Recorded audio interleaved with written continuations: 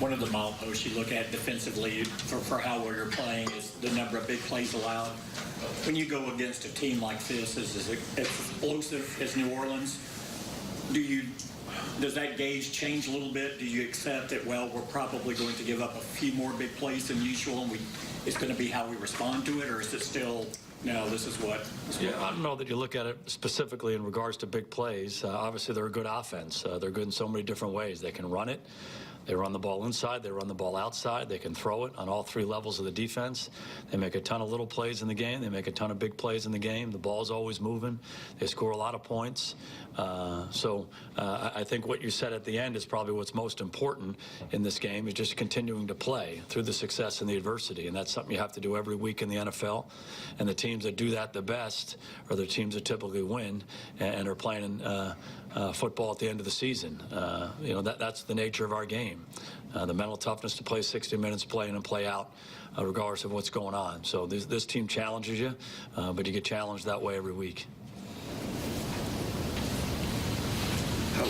What effect does Jordan have for them up front? What kind of player is he? Cam Jordan? Yeah. He's a great player. He's a fantastic player. He's a really, really good run defender. He's obviously very good impacting and affecting the opposing quarterback. He's a really good rusher. He's a powerful rusher, but he also has quickness, speed, and acceleration, a ton of moves, just around the ball a lot, defending the run and around the quarterback a lot in the passing game. So he's an outstanding football player.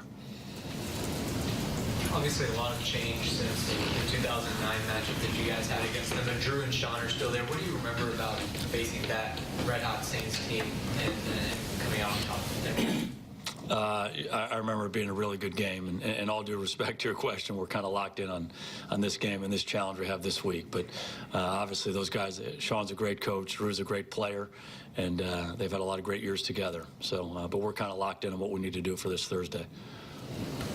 We've asked you this before about Breeze, but in the whole Miami thing, have you guys ever visited that on the side over some lemonades at all about what happened or what could have been or anything like that over the years?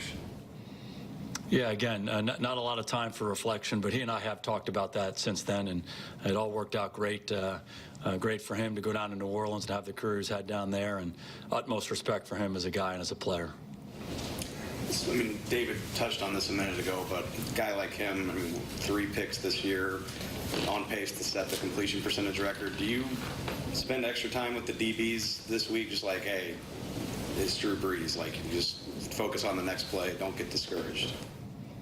Again, that's something we try to instill in our team every week. You get challenged by every team every time you kick it off, and that's a big part of playing well, is handle success, handle adversity. Obviously, these guys are really good. They're really good in all 3 phases of their team. The quarterback's off the charts. They're going to have a lot of success. They do every week. So it's a matter of continuing to focus on us and what we need to do to execute and slow them down. So that's really where our attention will be.